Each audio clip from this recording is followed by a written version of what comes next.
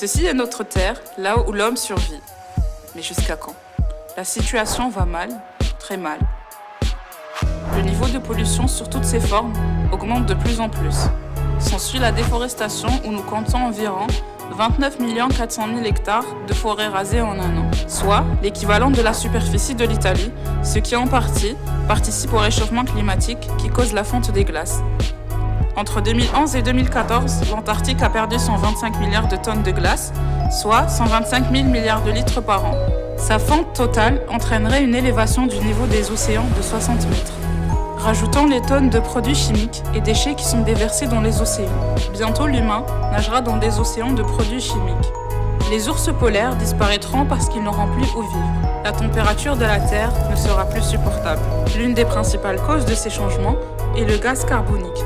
Nous en produisons à chaque fois qu'on brûle du charbon, du gaz ou du pétrole. L'industrie, les transports et l'agriculture augmentent ces émissions. En 2006, ces derniers ont enregistré 36 400 milliards de kilogrammes de CO2 par an, soit plus de 1100 tonnes par seconde. La concentration de CO2 dans l'atmosphère est de 400,5 parties pour million. Ce taux est 46% plus élevé qu'avant 1750, l'époque pré-industrielle.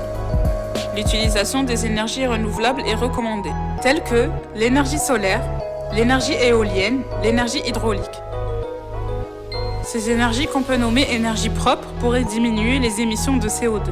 Le changement de notre comportement contribuerait grandement à la protection de notre environnement.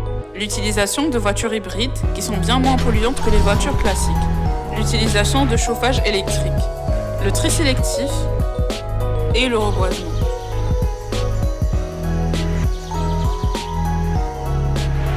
Changeons notre comportement par la nature.